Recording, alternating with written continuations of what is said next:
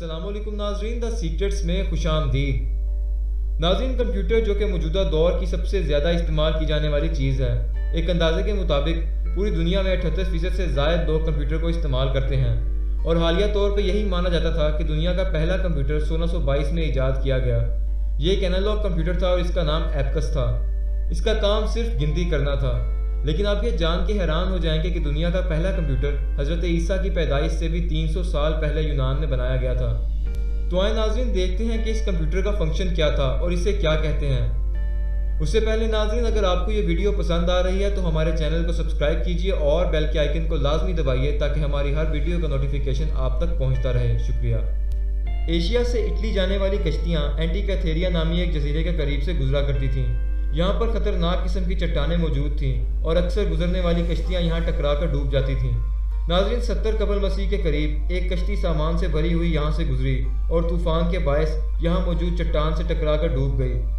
उस वक्त ऐसी टेक्नोलॉजी मौजूद नहीं थी कि उसके सामान को वहाँ से निकाला जा सके और इसके अंदर मौजूद सामान कई हज़ार साल तक वहीं पड़ा रहा, जिस मुकाम को आज हम एंटीकैथेरिया रेक के नाम से जानते हैं। 18वीं सदी के करीब माहीगीरों को इस मुकाम से तांबे का बना हुआ एक हाथ मिला, जिसके बाद हुकूमत यूनान ने इस जगह की मुकम्मल जांच पड़ताल करवाई और बाद में उन्हें यहाँ से कई मुख्तलिफ किस्म के बर्तन और मुजस्मे भी मिले।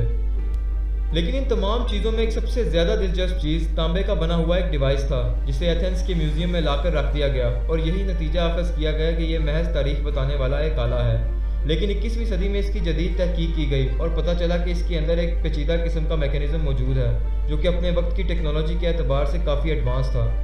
इसके अंदर एक ख़ास किस्म का गियर मौजूद है और इसके ऊपर इसके इस्तेमाल का तरीका भी दर्ज था।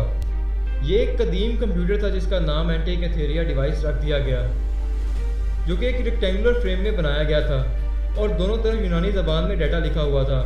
इसके सामने का हिस्सा साल के 365 दिन को कैलकुलेट करता था और इसके अंदर मौजूद एक दायरा 12 ज़ोडिएक साइंस को जाहिर करता था। इस तरह अगर सुई को घुमाकर एक ख़ास दिन में लाया जाए तो दूसरी सुई अपने आप घूमकर चांद और सूरज की डायरेक्शन को बता देगी।